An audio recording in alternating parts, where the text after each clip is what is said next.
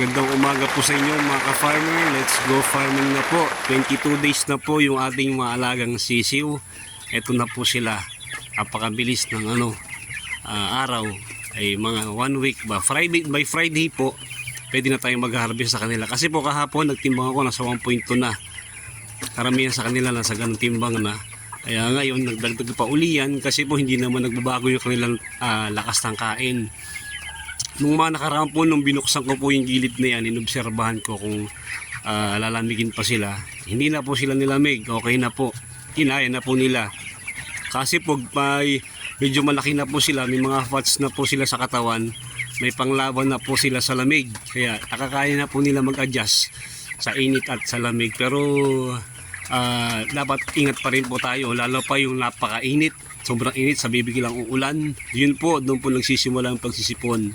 Kung sila nahihirapan. Kapag nagkaroon ng sipon yung ating mga alagang manok, magkakasakit, pabagal yung paglaki, dadami yung konsumo ng pagkain, hahaba yung panahon ng pag-aalaga, medyo po tayo, yung dapat kikita tayo ng malaganda-ganda, medyo mababawasan pa. Kaya dapat po talaga pagkat nung age, tutok na tayo sa kanila.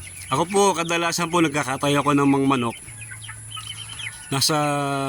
Nung nakaraan po, nakapagkatay ako 30 days, hinabol ko po yung New Year. Nakapagkatay po ako ng sa 200 pieces. Tapos po, ang timbang po noon ay naglalaro sa 1.6, 1.8. 30 days po yun kasi tinarget ko talaga. Ang hirap po magpalaki nung time na yun, December. Nag-start po ako mag-alaga ay mga first week ng December. Katapos po ako nakapag-harvest po ako mga a day before ng New Year, ng bisperas. Doon po ako nakapag-harvest ng maganda. 200 pieces po yun, talaga naman balda-balda. Kaya dapat talaga kung kayo ay pag maramihan na kayo, mga 1,000 na yung alaga, magsadya na po kayo ng plucker o dresser kasi mahal din po yung pagpapadress.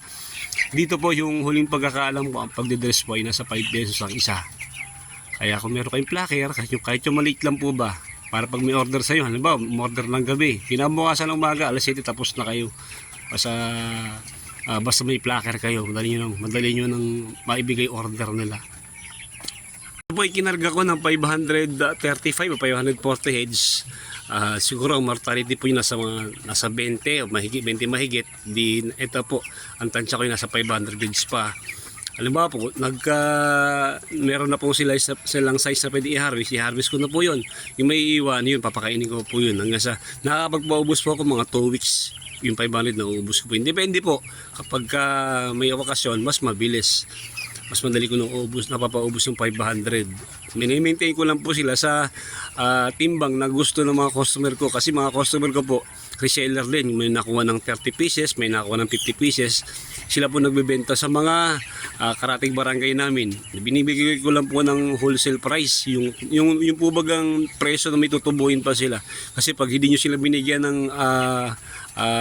allowance do sa yung magandang maayos na tutubuin sa pagbebenta ng manok ay hihinto po yan, mawawala kayo ng reseller. Kaya dapat talaga tatansyahin nyo yung presyong kikita kayo, yung kikita rin sila para makasurvive kayo parehas, magtuloy-tuloy po yung inyong paghahanap buhay. Hindi po ang gusto nila pag i-deliver sa mga bahay, yung mga tigi 1 kilo lang.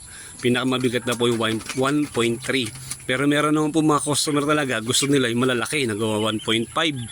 Kasi po, dahilan nila, kapag daw po ang manok ay tumimbang na lang ganun, marami na pong taba sa katawan, mas malasa raw po kumpara sa mga tigi 1 kilo. Okay, totoo naman po, naranasan ko po yun.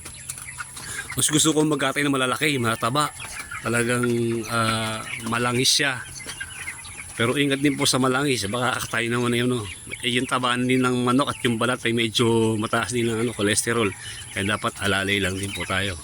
Po, yung mga gustong mag-try ng pag-aalaga ng broiler ng 45 days, ito po yung panahon na to, itong pagitan ng bago magtag-init ng matindi, mag-alaga na po kayo, testingin nyo, aralin niyo kung paano magpalaki ng broiler. Kasi itong month na to, hindi siya masyadong mainit pa, tapos galing pa sa paglamig, hindi kayo mahihirapan ng brooding at medyo malayo-layo pa sa pagkakasakit yung mga manok. Kasi pag sobrang init na po yun, mga month of May pataas na, ayan, tapos biglang titira po ng ulan, ayan kayo mapapalaban ng pag-aalaga. Talagang darating yung point na malilito ka na kung anong gagawin mo kapag lahat ng manok mo, sisiyo mo, matamlay.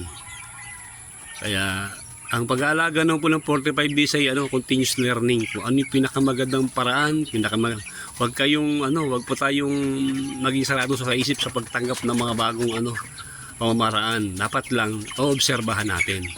Titignan natin kung ano yung magiging resulta sa ating ginagawa. Kung makakabuti ba o kung makakasama. Kung makakanood kayo ng mga vlog na makatutulong sa atin, maganda po yun. Pulutin nyo yung alam nyo makakatulong. Pag hindi naman po, huwag nyo i-apply. Ganun lang po kasimple, lalo po sa gusto magsimula. Maraming salamat po mga ka-farmer. May pera po sa broiler, may pera po sa 45 days. Tiyagaan lang po talaga. Mabuhay po kayong lahat. Happy farming po!